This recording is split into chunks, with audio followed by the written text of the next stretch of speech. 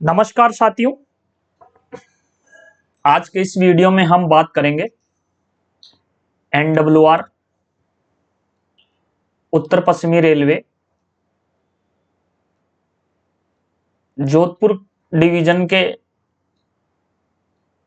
Question paper JENCNW ranker quota 25% के question paper का इस वीडियो में आप और हम मिलकर डिस्कशन करेंगे, सोल्व करेंगे। तो आप स्क्रीन पे देख सकते हैं, ये पेपर एक व्हाट्सएप ग्रुप के जरिए हमें प्राप्त हुआ है और ये पेपर आपके जोधपुर डिवीजन के रैंकर कोटे 25%, रैंकर कोटा 25% CNW मैकेनिकल का जेई का प्रश्न पत्र है। NWR उत्तर पश्चिमी रेलवे जो आपके क्रिएशन जो हुआ वो 2002 में हुआ, 2002 में हुआ और 4 डिवीजन इसके अंतर्गत आते हैं। 4 डिवीजन में जयपुर, जोधपुर और बीकानेर और अजमेर, ये 4 डिवीजन इसके अंतर्गत आते हैं। NWR के अंतर्गत, उत्तर पश्चिमी रेलवे के अंतर्गत। इसमें से जयपुर को हेडक्वार्टर बनाया गया है, यानी कि NWR का जो मुख्यालय है, हेडक्वार्टर है, प्रधान कार्यालय है, वो जयपुर के अंतर्गत है। 4 डिवीजन इसके अंतर्गत आते हैं। उस 4 डिवीजन में जोधपुर डिवीजन का ये जेई मैकेनिकल CNW 25% रैंकर कोटे का पेपर है। 1/3 नेगेटिव मार्किंग का इसमें प्रावधान है। 110 प्रश्न है और 10 प्रश्न है जो आपके राजभाषा के हैं, यानी सारे नियम वही हैं। 60% मिनिमम क्वालिफाई के लिए जरूरी है अंक। 1/3 नेगेटिव थर्ड मार्किंग का इसमें प्रावधान है। मैक्सिमम आप 100 क्वेश्चन कर सकते हैं। और जेई की जो बेसिक होती है लेवल 6 में आते हैं, बेसिक 35,400 रुपए। पद जूनियर इंजीनियर। जो सीनियर टेक्नीशियन होते हैं जिसको MCM भी बोला जाता है, मास्टर क्राफ्ट्समैन, जितनी वैकेंसी होती है उसके 3 गुना को इसमें सीनियरिटी के हिसाब से टॉप, जो MCM की लिस्ट होती है उसमें जो टॉप सीनियरिटी के जो कर्मचारी होते हैं, ऊपर से टॉप लेवल के, जितनी पोस्ट होती है उसके 3 गुना इसमें जो एग्जाम में शामिल किए जाते हैं, 3 गुना तक। मान लीजिए 5 पोस्ट है तो इसमें 15 सीनियर टेक्नीशियन यानी MCM को शामिल किया जाएगा। तो चलिए हम इसका प्रश्न का देखते हैं, क्या क्या प्रश्न इसमें कैसे कैसे दिए गए हैं और उनके उत्तर क्या हैं।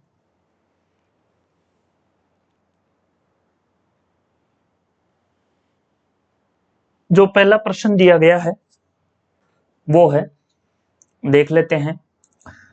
जब डीवी कार्यशील स्थिति में हो तो डीवी के हैंडल की स्थिति क्या होती है, यानी कि जब डीवी वर्किंग कंडीशन में हो तो वो हमेशा वर्टिकल होती है, यानी खड़ा।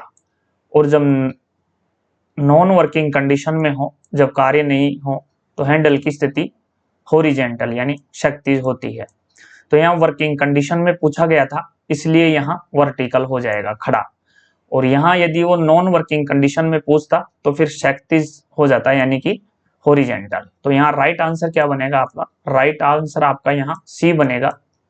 हाँ, एक बात और, ये जो पेपर था ये CBT बेस्ड था, CBT बेस्ड था, यानी कि कंप्यूटर बेस्ड टेस्ट। और ये आपके जो बिल्कुल लेटेस्ट पेपर है, लेटेस्ट का मतलब 26 मई 2024, लेटेस्ट पेपर 26 मई 2024 का पेपर है। तो चलिए आगे दूसरे नंबर के क्वेश्चन की बात करते हैं हम। कौन सा भारतीय शहर अपनी नवाबी संस्कृति और व्यंजनों के लिए प्रसिद्ध है? कौन सा भारतीय शहर नवाबों का शहर या नवाबी संस्कृति और व्यंजनों के लिए प्रसिद्ध है? तो मुस्कुराइए क्योंकि आप लखनऊ में हैं। मुस्कुराइए क्योंकि आप लखनऊ में हैं। तो ये लखनऊ यहाँ नवाबों का शहर हो जाता है, तो अपनी नवाबी संस्कृति और व्यंजनों के लिए प्रसिद्ध है, तो लखनऊ है, और लखनऊ आपके यूपी में है। लखनऊ आपके यूपी में है, उत्तर प्रदेश। तो राइट आंसर क्या हो जाएगा आपका यहाँ? राइट आंसर आपका यहाँ ऑप्शन ए हो जाएगा। उसके बाद हम बात करेंगे क्वेश्चन नंबर 3 की। रिलायंस इंडस्ट्रीज के संस्थापक कौन थे? कर लो दुनिया मुट्ठी में, धीरूभाई अंबानी। तो जो रिलायंस इंडस्ट्रीज थी उसके जो संस्थापक थे वो धीरूभाई अंबानी थे। ये अनिल अंबानी और मुकेश अंबानी थे, इसके दोनों बेटे थे। तो यहाँ ऑप्शन क्या बनेगा? धीरूभाई। ऑप्शन जो डी है बिल्कुल यहाँ आपका करेक्ट हो जाता है। उसके बाद प्रश्न नंबर 4 है, भारत की पहली सेमी हाई स्पीड ट्रेन कौन सी है? तो भारत की जो यहाँ पहली सेमी हाई स्पीड ट्रेन है वो टी ट्रेन 18 यानी कि वंदे भारत है। ऑप्शन ए है जो आपका यहाँ बिल्कुल सॉरी ऑप्शन सी है जो आपका यहाँ बिल्कुल करेक्ट हो जाता है। Option C, integral coach factory इसका निर्माण कर रही है। और उसके बाद क्वेश्चन नंबर 5 है, टेबल नमक का रासायनिक सूत्र क्या है? टेबल रासायनिक का सूत्र क्या है? तो ये सोडियम क्लोराइड है।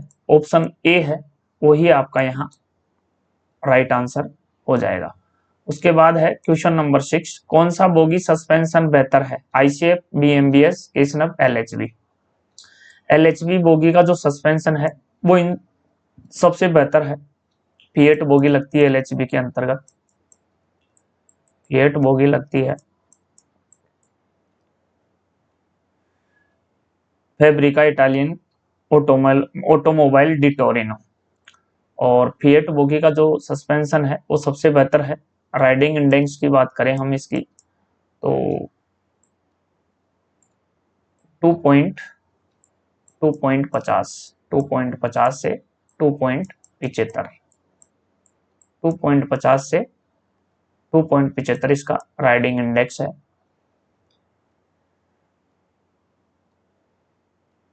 तो चलिए क्वेश्चन नंबर 7 है, मारक किलोमीटर की दृष्टि से कौन सा भारतीय रेलवे जोन सबसे बड़ा है? तो ये जो आपका एनआर है ये जोन आपका सबसे बड़ा है।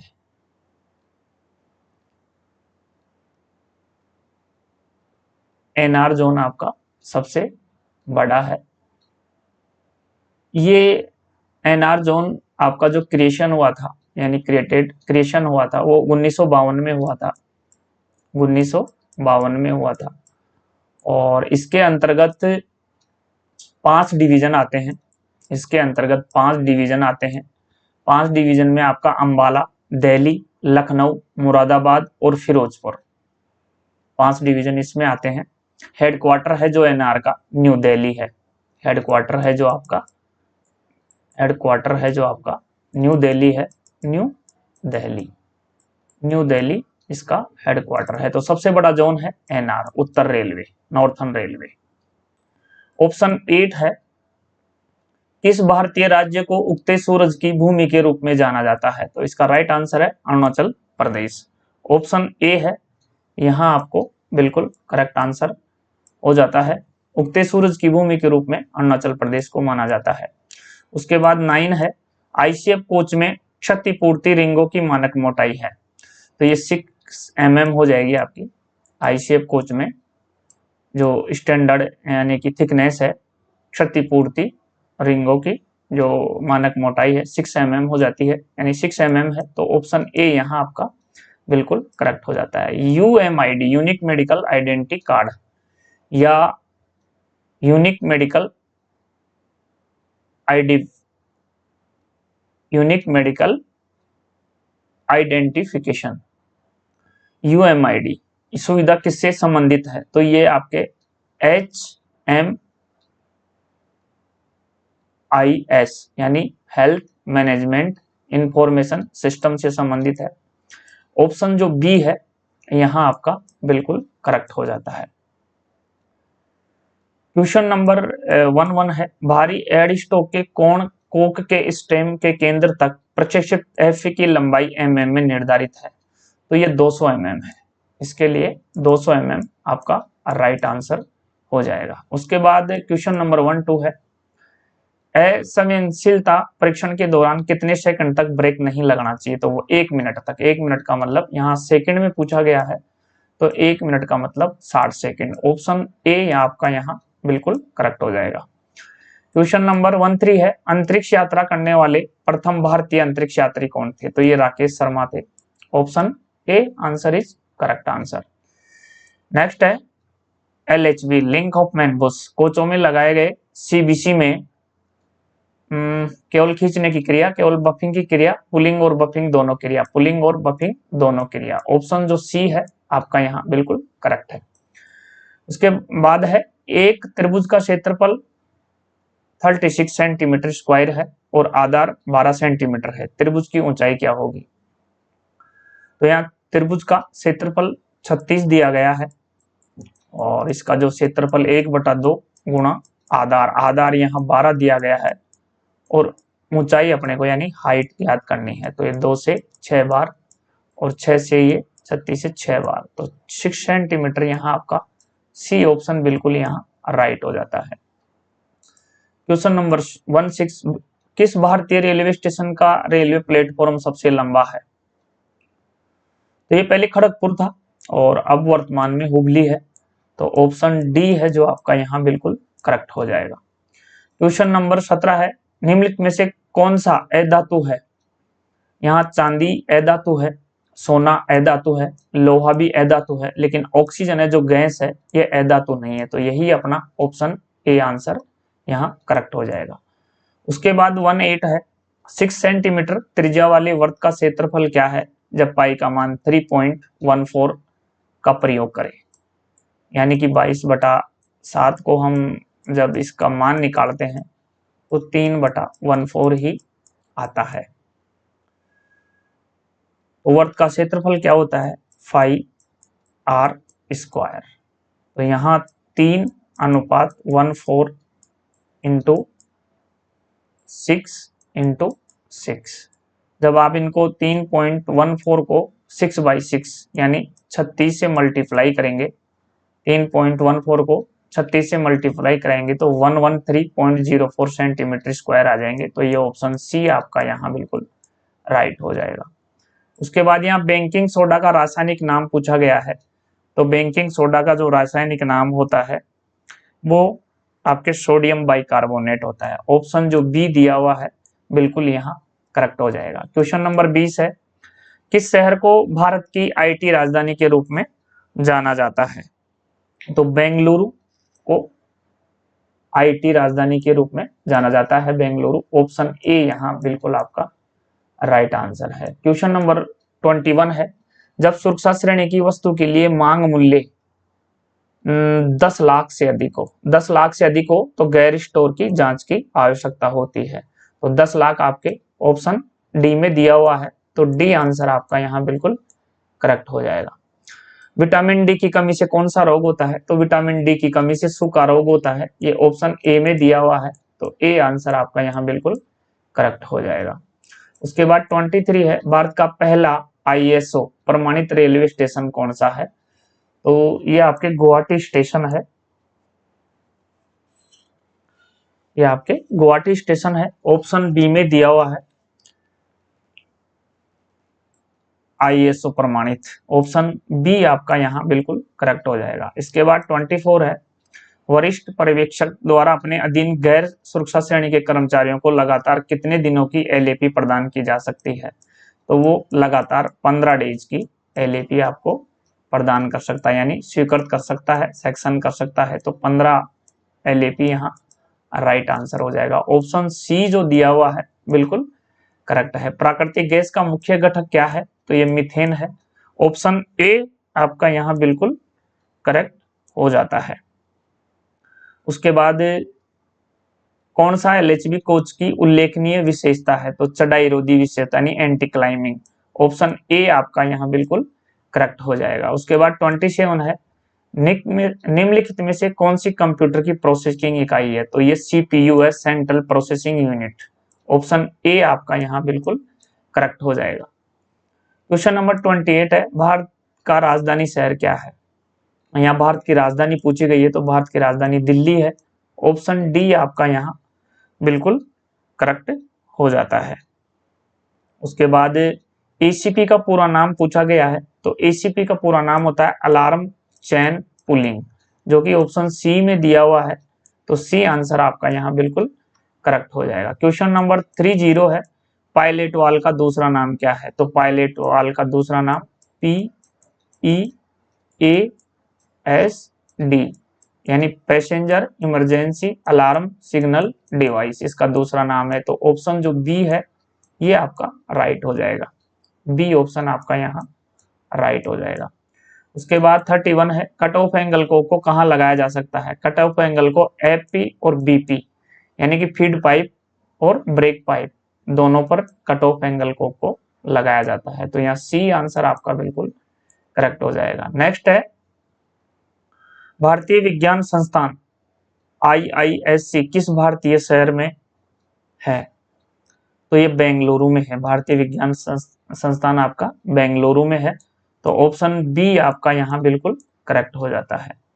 नेक्स्ट है 33, ICF कोच का पीओच कितने महीने के अंतराल पे किया जाता है? ICF कोच का जो पीओच होता है वो 18 महीने के अंतराल पे किया जाता है, और आईओच है जो 9 महीने के अंतराल पे किया जाता है। यदि नया बिल्ट है तो 24 महीने पे इसका पीओच किया जाएगा, और आईओच 12 महीने पे किया जाएगा।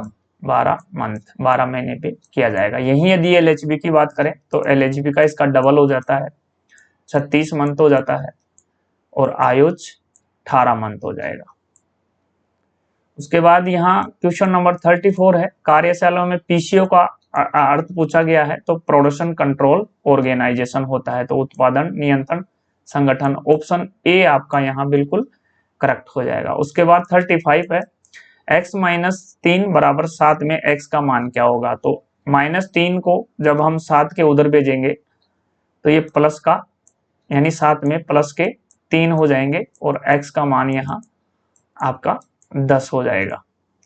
तो 35 में आपके यहाँ सी आंसर हो जाएगा। 10 आपका यहाँ सी में दिया हुआ है 10, तो राइट आंसर हो जाएगा। उसके बाद हम बात करेंगे 36, कोचिंग ट्रेनों में फीड पाइप का कलर कैसा होता है? तो फीड पाइप का कलर आपका व्हाइट होता है। व्हाइट आपके ऑप्शन डी में दिया हुआ है। इसका प्रेशर पूछे तो 6 kg पर सेंटीमीटर स्क्वायर होता है। और अगर यहाँ ब्रेक पाइप का पूछे तो ब्रेक पाइप का ग्रीन होता है, जो आपके ऑप्शन सी में दिया हुआ है, और ब्रेक पाइप का जो प्रेशर होता है वो होता है 5 kg पर सेंटीमीटर स्क्वायर। उसके बाद 37 है, आईसीएफ ट्रॉली में कौन सा भाग उपयोग नहीं किया जाता? आईसीएफ ट्रॉली के अंतर्गत डैशपोर्ट होता है, साइड बियरर होता है, आघात अवशोषक होता है, लेकिन ड्रैग लिंक ये नहीं होता। लिंक ड्रैग लिंक ये नहीं होता।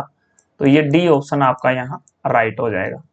उसके बाद 38 की बात करेंगे, भारत के वर्तमान राष्ट्रपति कौन है? तो भारत के वर्तमान राष्ट्रपति श्रीमती द्रौपदी मुर्मू है वर्तमान समय में। तो ऑप्शन डी है जो यहाँ आपका राइट आंसर हो जाएगा। पैसेंजर ट्रेन में ब्रेक पाइप और फीड पाइप का व्यास क्या है? 39। पैसेंजर ट्रेन में ब्रेक पाइप और फीड पाइप का व्यास 25 mm होता है, और यही एलएचबी में 28 mm होता है, और यही वैगन में 32 mm होता है। क्वेश्चन नंबर नेक्स्ट है 40 नंबर, मादा एनोफिलीज मच्छर के काटने से कौन सा रोग होता है? तो मलेरिया होता है। ऑप्शन ए यहाँ बिल्कुल आपका करेक्ट होता है। करेक्ट आंसर है मलेरिया, ऑप्शन ए।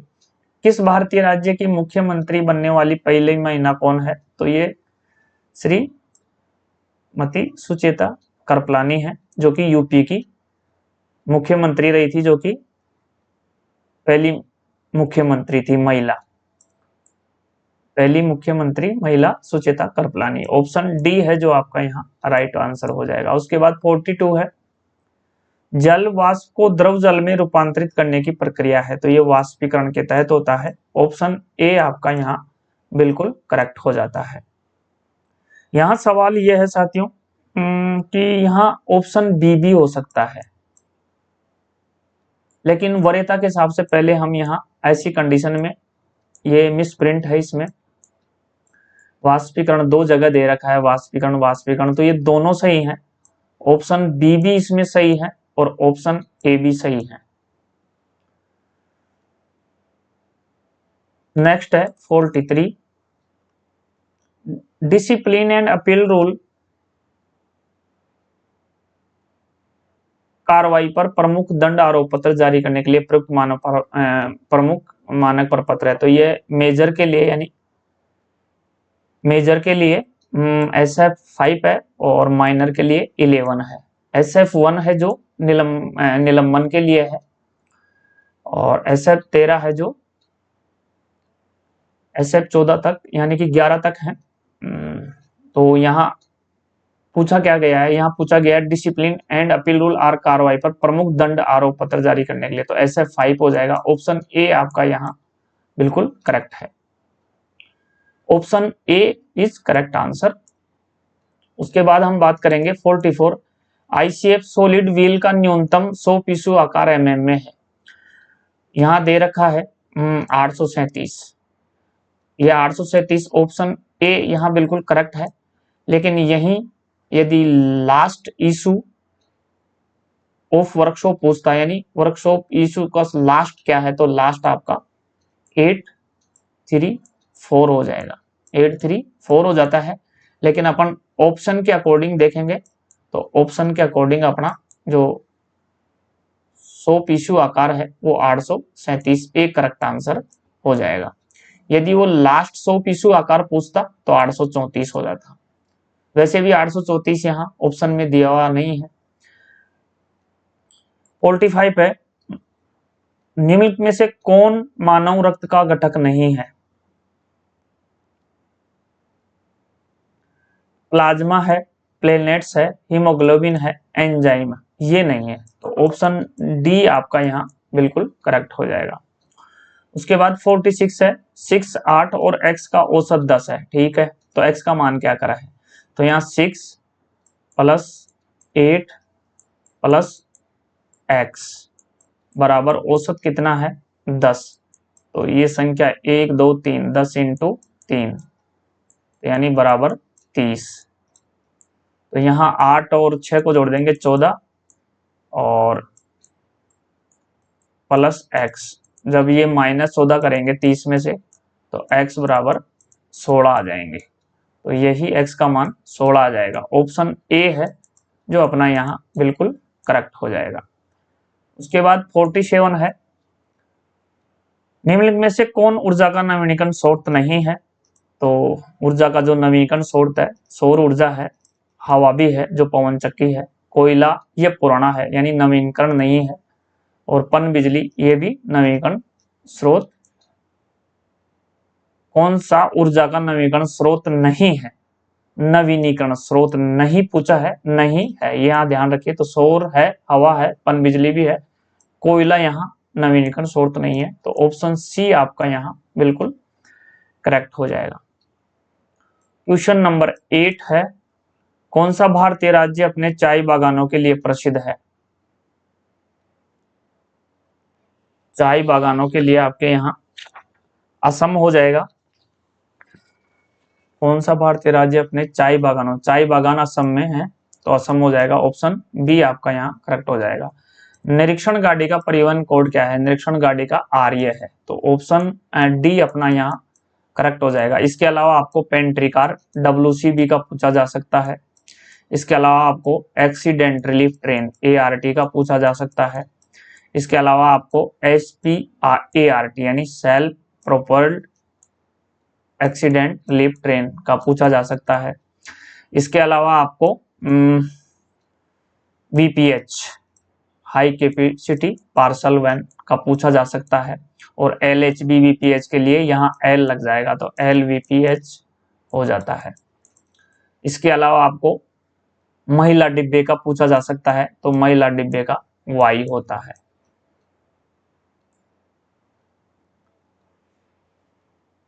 चलिए क्वेश्चन नंबर 50 है, ICF कोच के पहिए पर अनुमत फ्लेट क्या है? तो ICF कोच पर 50 है और वैगन पर 60 है। तो यहाँ कोच की बात करेंगे तो 50 mm हो जाएगा, तो ऑप्शन बी आपका यहाँ बिल्कुल करेक्ट हो जाएगा। उसके बाद है किस भारतीय राज्य को ईश्वर का अपना देश के नाम से जाना जाता है?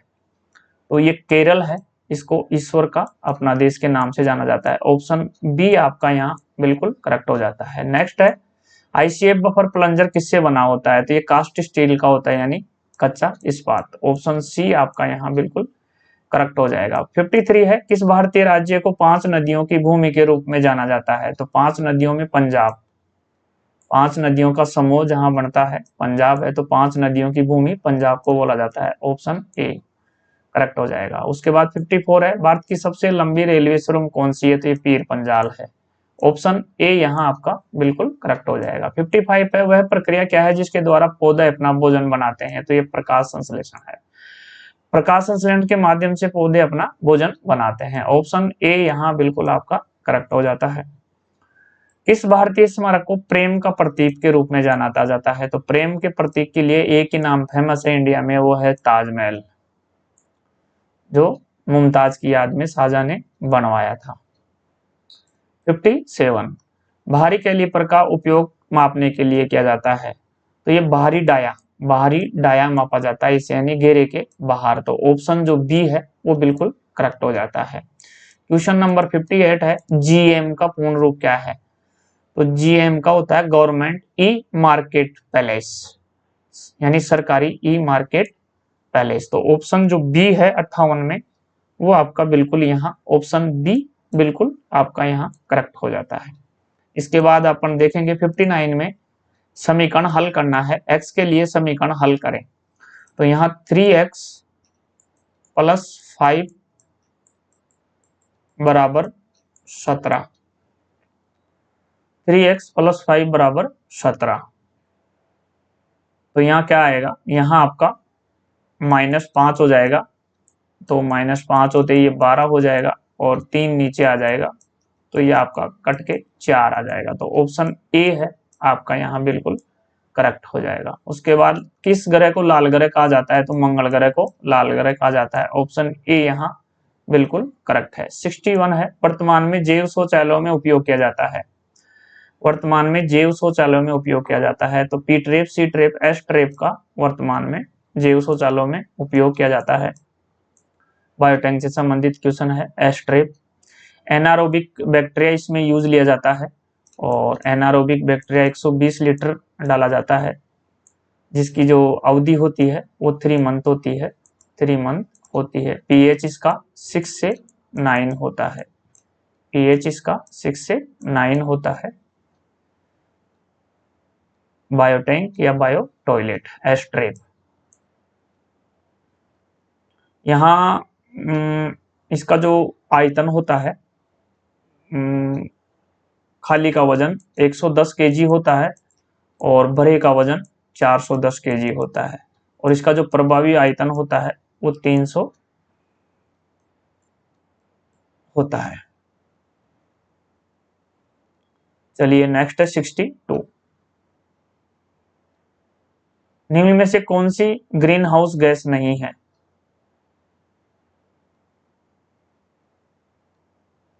ग्रीन हाउस गैस यहाँ carbon dioxide green house gas है, मीथेन भी है, नाइट्राइस ऑक्साइड भी है, ऑक्सीजन यहाँ ग्रीन हाउस गैस नहीं है। तो ऑप्शन सी अपना यहाँ राइट आंसर हो जाएगा। 63 है, भारत के वर्तमान प्रधानमंत्री कौन है? तो भारत के वर्तमान प्रधानमंत्री श्री नरेंद्र मोदी जी वर्तमान में है, तो ऑप्शन ए आपका यहाँ बिल्कुल करेक्ट हो जाएगा।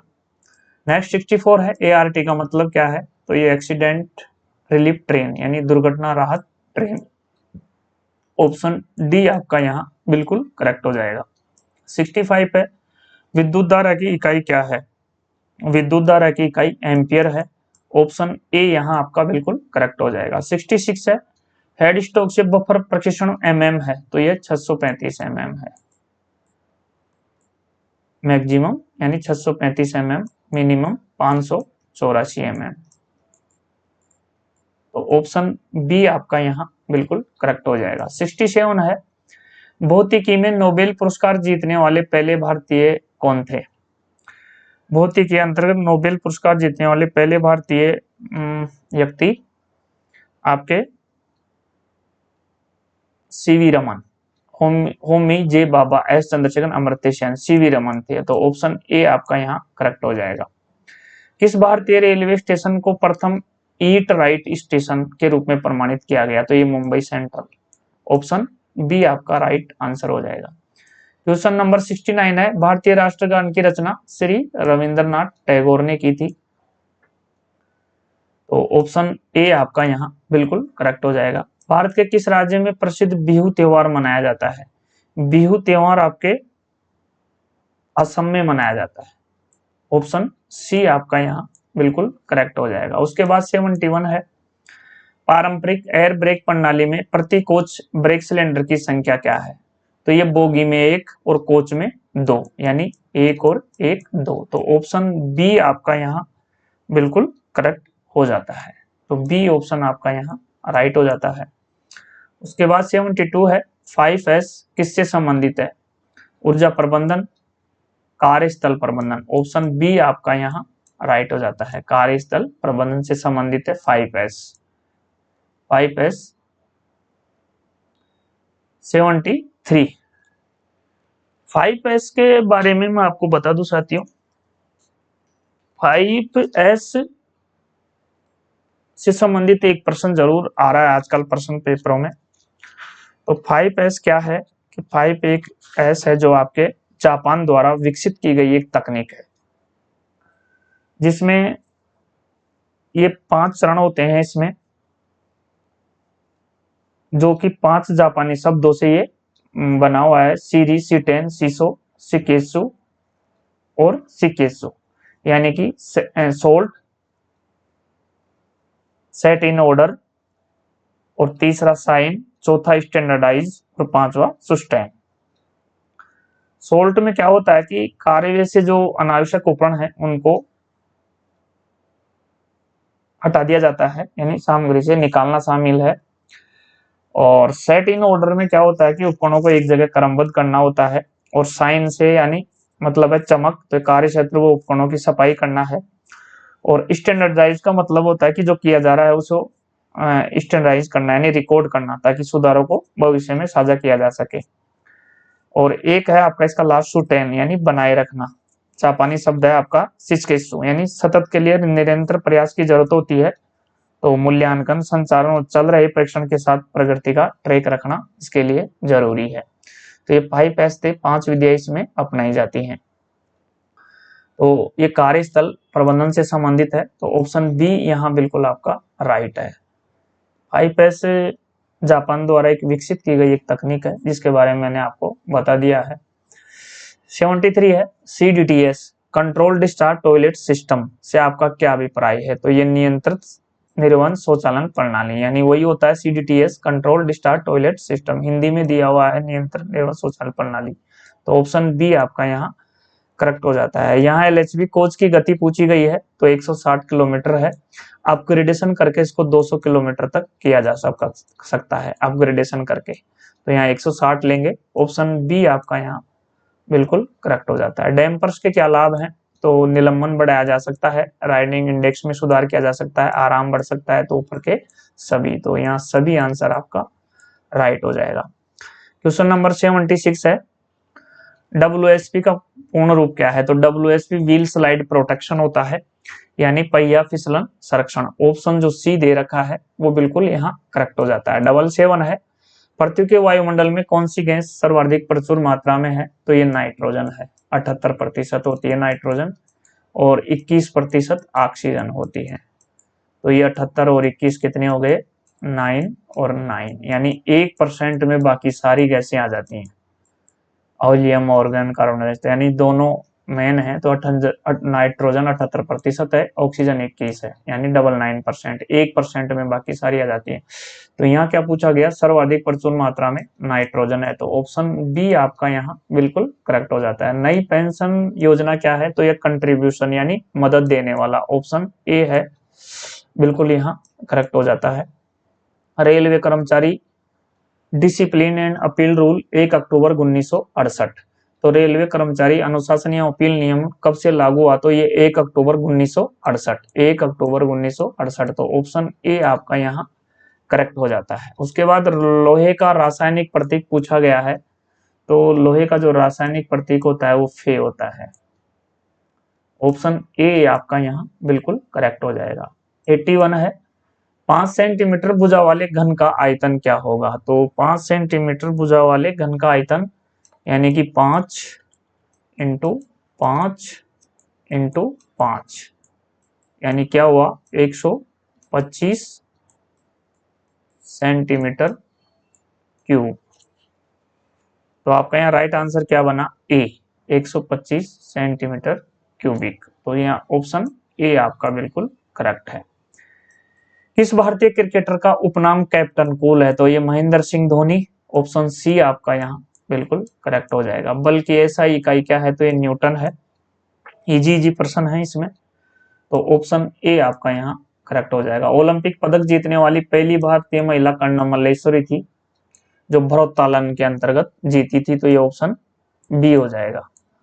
क्वेश्चन नंबर 85 है, एक ट्विन पाइप यात्री कोच में प्रयुक्त एमयू वाशर की कुल संख्या कितनी है, तो ये 4 वाशर होते हैं, तो कि ऑप्शन बी में दिया हुआ है, तो बी आंसर आपका राइट हो जाएगा। 86 है, कामकाज की मासिक रिपोर्ट को कहा जाता है, कामकाज की मासिक रिपोर्ट को कहा जाता है, तो ये एमसीडीओ, एमसीडीओ, ऑप्शन जो डी दिया हुआ है बिल्कुल यहाँ करेक्ट हो जाता है। 87 है, एलएचबी ट्विन पाइप प्रणाली में ब्रेक छोड़ने में लगने वाला समय सेकंड में है, तो ये आपका 15 से 20 सेकंड होता है, 15 से 20 सेकंड का समय होता है, तो यहाँ अपन देखेंगे ऑप्शन में 15 से 20, तो ये 20 यहाँ ले लेंगे, ऑप्शन ए बिल्कुल यहाँ करेक्ट हो जाएगा। इसके बाद है आईसीएफ कोच में बफर स्ट्रोक एमएम में कितना होता है, तो ये 127 एमएम होता है, जो कि आपके ऑप्शन ए में दिया हुआ है, तो ए आंसर अपन यहाँ ले लेंगे। 89 है, भारत के सबसे ऊंचे रेलवे स्टेशन का नाम क्या है, तो ये घूम है, हिमालयन दार्जिलिंग रेलवे स्टेशन वहां पड़ता है घूम, तो ये ऑप्शन बी यहाँ बिल्कुल करेक्ट हो जाएगा। द गाइड के लेखक कौन है, आर के नारायण, पुस्तक है द गाइड, इसके लेखक आर के नारायण है, तो ऑप्शन ए आपका यहाँ बिल्कुल करेक्ट हो जाएगा। यूडीएम किससे संबंधित है, यूडीएम यूजर डिपो मॉड्यूल, तो ये आपके स्टोर से संबंधित है, यानी स्टोर आइटम अकाउंटल, तो ऑप्शन ए आपका यहाँ बिल्कुल करेक्ट हो जाएगा। नेक्स्ट है, LWGA-CCN में यात्री सीटों की अधिकतम संख्या क्या है, LHB का जो थर्ड एसी होता है LWGA-CCN, उसमें आपके 9 कूपे होते हैं, 9 कंपार्टमेंट, और 9 कंपार्ट यानी एक कंपार्टमेंट में 8 होती हैं, तो 9 अंटे 72, तो ये आपके 72, ऑप्शन ए सही है। और यहाँ आईसीएफ आरसीएफ के लिए पूछे तो उसमें 8 कंपार्टमेंट होते हैं, एक कूपे में 8 बर्थ होती है, तो आईसीएफ आरसीएफ में 64 हो जाएगी 64, और एलएचबी में आपके 72 हो जाएंगी, तो ऑप्शन ए आपका यहाँ बिल्कुल करेक्ट है। 93 है, भारत का रेलवे स्टेशन कौन सा है जो पूरी तरह से महिलाओं द्वारा संचालित है, भारत का पहला रेलवे स्टेशन कौन सा है, जो भारत का पहला रेलवे स्टेशन कौन सा है जो महिलाओं द्वारा संचालित है, तो ये गांधीनगर है, और ये जयपुर में है, जयपुर जंक्शन से पास में ही पड़ता है, जयपुर जंक्शन के पास में ही पड़ता है, ये दौसा वाली लाइन पे पड़ता है, जयपुर स्टेशन से दौसा मार्ग पर, यानी जो दौसा रेल लाइन जाती है दौसा जिले की, उस पे पड़ता है ये गांधीनगर स्टेशन। जयपुर जो जंक्शन है उसके जस्ट ही पास में है गांधीनगर, इस पे पूरी तरह से महिलाएं इस स्टेशन को संचालित करती हैं, तो ये भारत का पहला रेलवे स्टेशन है जो पूरी तरह से महिलाओं द्वारा संचालित है, तो ऑप्शन ए आपका यहाँ बिल्कुल करेक्ट हो जाएगा। उसके बाद 94 है, बीसी का पूर्ण रूप क्या है, तो बीसी का ब्रेक सिलेंडर होता है, ऑप्शन सी जो आपका दिया हुआ है बिल्कुल यहाँ करेक्ट हो जाएगा। नेक्स्ट है 95, पियोच पीरियोडिक ओवरहोलिंग कोच के लिए एमएम में निर्धारित न्यूनतम सीबीसी ऊंचाई क्या है? तो पीओच में जो मैक्सिमम लेते हैं अपन वो लेते हैं 1105 और मिनिमम लेते हैं 1090 और यदि लोडेड कंडीशन हो तो 1030, लोडेड कंडीशन हो तो 1030। तो यहाँ 1090 आपका जो ऑप्शन ए है वही राइट आंसर हो जाएगा।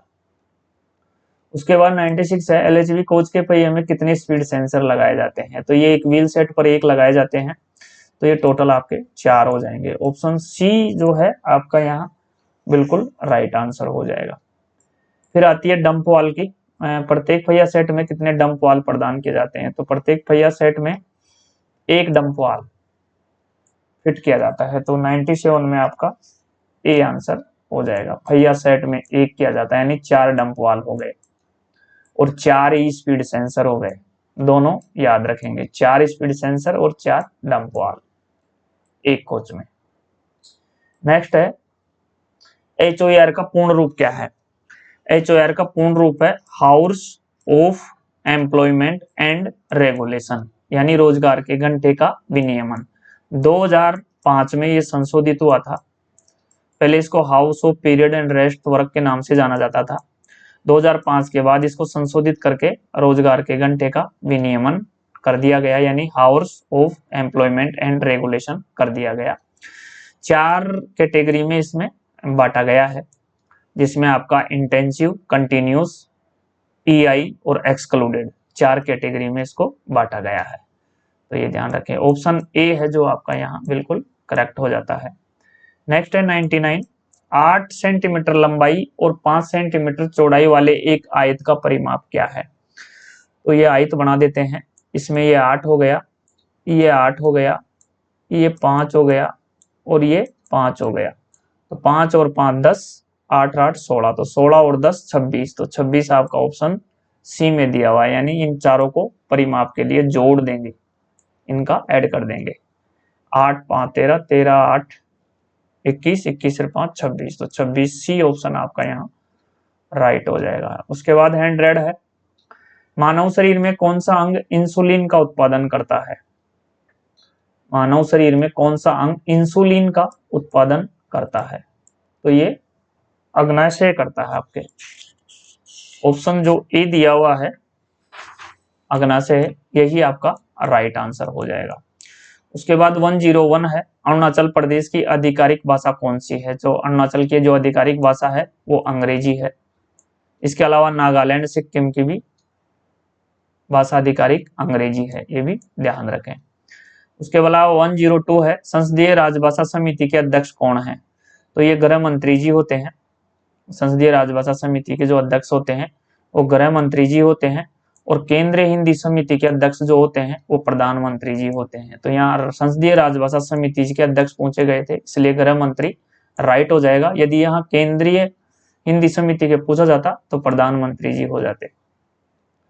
प्रश्न नंबर 103 है, यदि कोई पत्र पूर्णतः हिंदी में प्राप्त होता है तो उसके उत्तर की भाषा क्या होगी? तो हिंदी में प्राप्त होने वाले पत्रों का उत्तर हिंदी में ही दिया जाना चाहिए। तो यहाँ ऑप्शन जो बी है हिंदी, ये राइट हो जाएगा।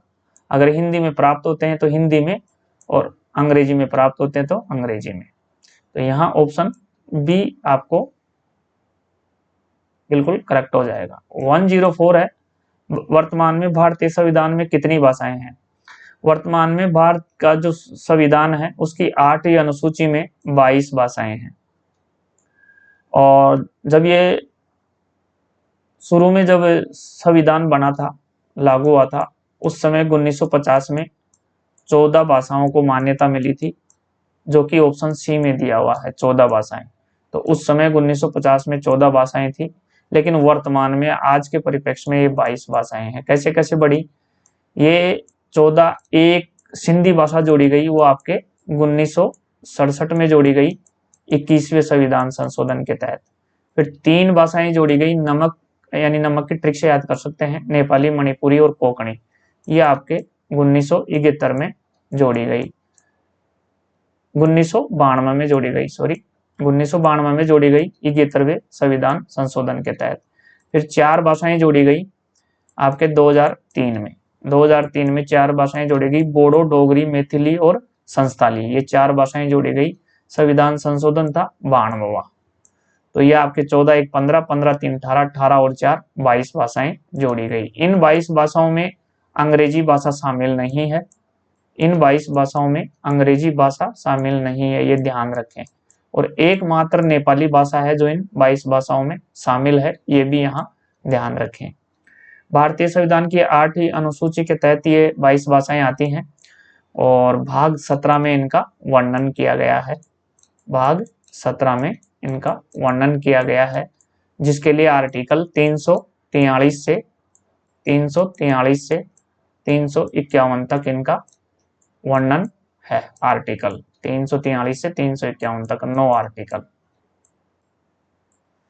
तो चलिए, राजभाषा अधिनियम कब पारित हुआ? राजभाषा अधिनियम 10 मई 1963 को पारित हुआ और 1967 को ये संशोधित हुआ।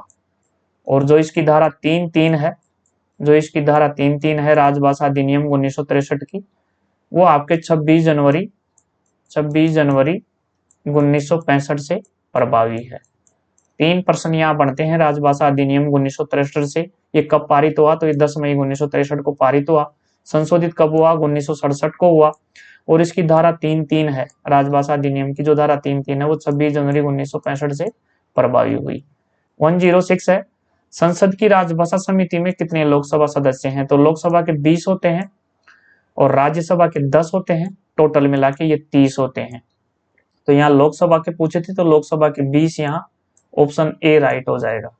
अगर ये राज्यसभा का पूछता तो 10 हो जाते, टोटल पूछता तो 30 हो जाते। लेकिन यहाँ आंसर क्या बनेगा? यहाँ आंसर ए ऑप्शन बनेगा।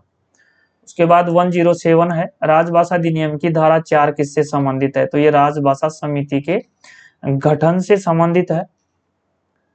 जो धारा 4 है वो राजभाषा समिति के गठन से संबंधित है। 108 है, भारतीय संविधान की कौन सी अनुसूची भाषा का वर्णन करती है? तो यह 8वीं अनुसूची करती है, अभी मैंने आपको ऊपर एक्सप्लेन किया है। तो ऑप्शन डी आपका यहाँ बिल्कुल करेक्ट हो जाएगा। उसके बाद 109 है, सुप्रीम कोर्ट में जनहित याचिका की भाषा क्या होगी?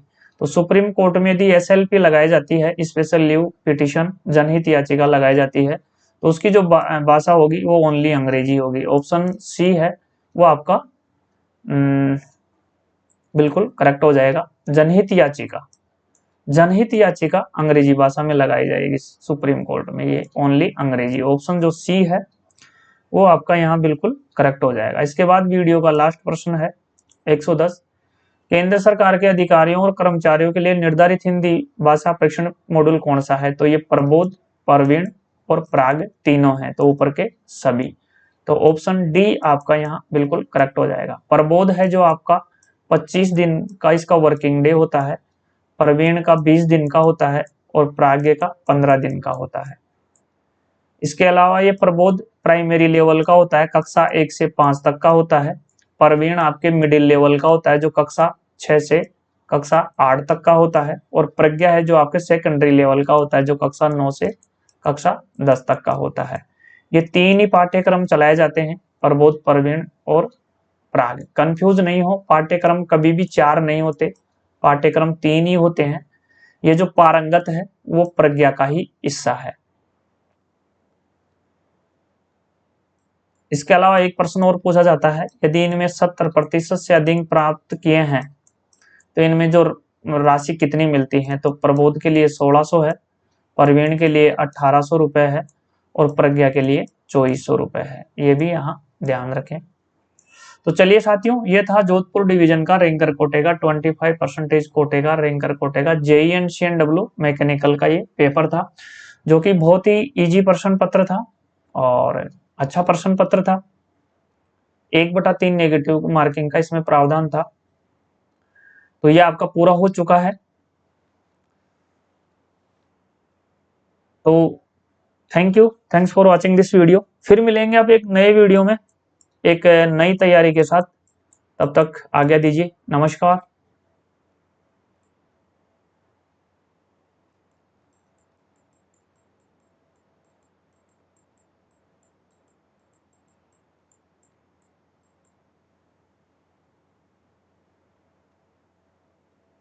Helpline number 800383 26408। इस नंबर पर आप कभी भी कॉल कर सकते हैं या मैसेज छोड़ सकते हैं किसी प्रकार की पूछताछ, जानकारी, स्टडी मटेरियल, पेपर्स आदि के लिए। Thanks for watching this video. धन्यवाद। जय हिंद।